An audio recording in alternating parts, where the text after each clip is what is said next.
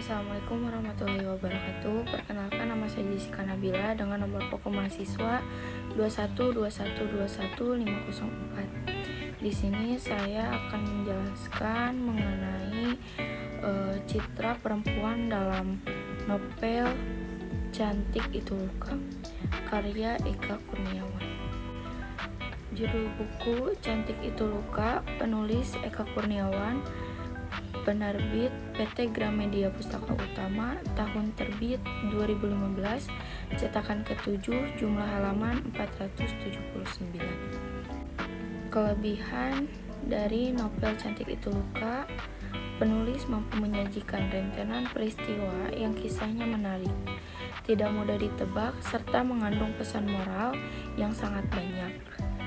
Tak hanya itu, penulis juga menyajikan cerita sesuai dengan alur sejarah perjuangan rakyat Indonesia pada masa pasca kolonial. Selanjutnya di sini ada kekurangan dari novel Cantik Itu Luka. Kekurangan dari novel Cantik Itu Luka itu alur yang digunakan cukup kompleks atau terkesan loncat-loncat, membuat pembaca terkadang kebingungan. Kata-kata yang dipakai penulis cukup berani atau terkesan vulgar. Banyak juga peristiwa yang tidak logis atau amat jauh dengan realita. Selanjutnya di sini saya akan menjelaskan mengenai sinopsis dari novel Cantik Itu Luka. Dewi Ayu merupakan seorang wanita cantik, anak dari dua bersaudara dari ibu yang terpisah, Herni dan Anes Slamer. Ia lahir di Halimunda pada masa penjajahan. Mereka adalah keturunan Belanda. Hanya dia yang bersikap keras untuk tetap tinggal di Indonesia. Pada akhir kekuasaan Belanda, ketika Belanda mengambil keputusan hengkang pada masa penjajahan Jepang, Dewi Ayu dan tawanan lainnya ditampung di Bolden Camp yang kotor setelah ditangkap satu persatu oleh Belanda. Mereka menderita sejumlah penyakit dan menderita kelaparan yang ekstrim. Di antaranya Dewi Ayu yang saat itu berusia 19 tahun dan perempuan muda lainnya yang berpenampilan menarik dan tampak sehat. Mereka dipindahkan dari kamp penjara ke rumah besar yang indah yang penuh dengan kelimpahan. Mereka awalnya dibujuk untuk dilatih sebagai perawat untuk merawat tentara Jepang.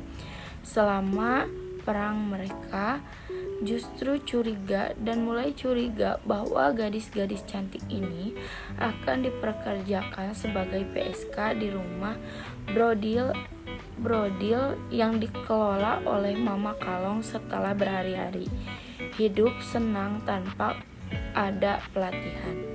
Dewi Ayu mampu menerima kenyataan pahit ini dengan lebih dewasa karena dia adalah seorang gadis yang tidak hanya menarik tetapi juga cerdas dan kuat.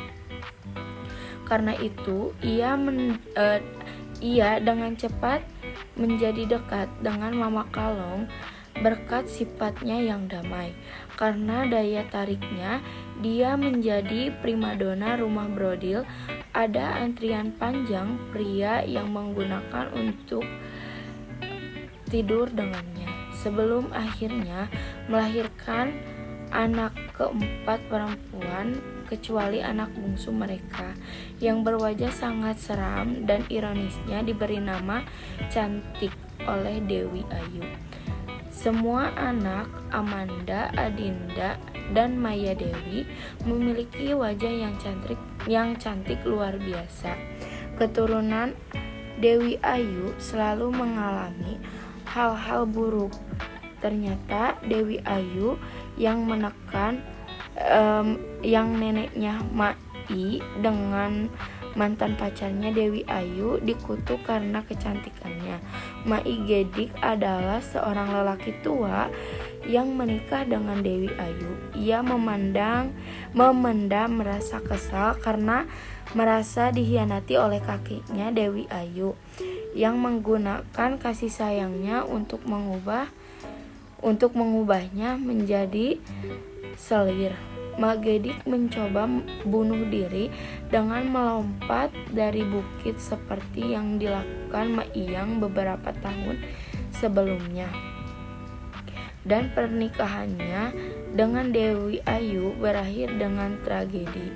Anak pertama, Almanda, menikah dengan Sodanco, pemimpin militer masa itu yang tidak dicintai tetapi terpaksa menikah karena lelaki itu telah memperkosanya, hingga mereka memiliki seorang putri cantik bernama Nurul Aini. Anak kedua Dewi Ayu bernama Adinda. Ia menikah dengan Kamerad Kliwon, pria tampan dan cerdas, pemimpin partai komunis yang sebelumnya dicintai dan amat mencintai kakaknya, Almanda. Mereka memiliki putra bernama Krisan. Anak yang ketiga Maya Dewi. Sejak berumur 12 tahun dinikahkan oleh ibunya sendiri dengan lelaki bernama Maman Gende, seorang preman paling berkuasa masa itu, yang sebenarnya sangat mencintai Dewi Ayu. Dengan alasan agar putri kecilnya tidak terjerumus, laki-laki kedua seperti kakaknya, kedua pasangan itu memiliki seorang putri cantik yang diberi nama Ragenis si cantik. Kecantikan Ragenis dan Nurul Aini membuat banyak lelaki menginginkan, tak terkecuali sepupunya sendiri, Krisan. Ia sangat mencintai Aini tetapi sangat menginginkan tubuh Ragenis, sehingga pada suatu saat ia berhasil menghamili Ragenis, tetapi tidak. Ketika ditanya orang-orang, Ragenis mengakui telah diperkosa oleh seekor anjing. Ragenis dipaksa untuk menikah dengan orang yang tidak dicintainya, membuatnya kabur ke hutan usai melahirkan anaknya. Hal itu membuat sepupunya sekaligus sahabatnya Nurul Aini cemas hingga jatuh sakit.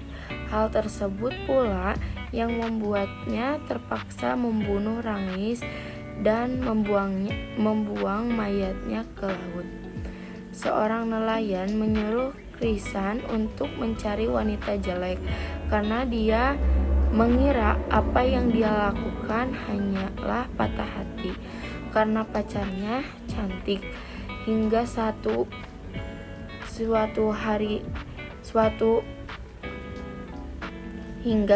hari Kris menemukan seorang wanita yang tidak menarik, bibirnya sendiri beauty.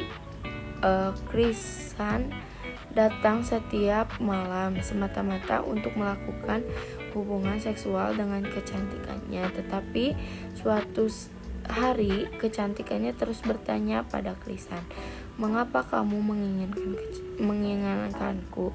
Sampai akhirnya dia berkata, "Karena kecantikan adalah luka."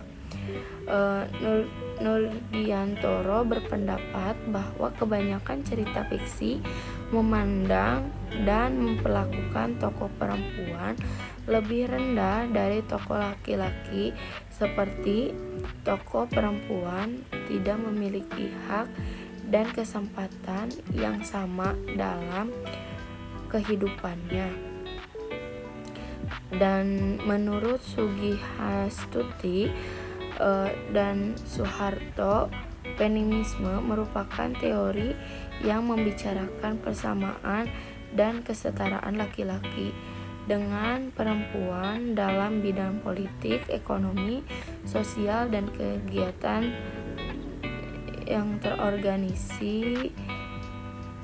terorganisir yang mengutamakan hak-hak dan kepentingan perempuan. Kesimpulan dari novel Cantik Itu Luka sendiri,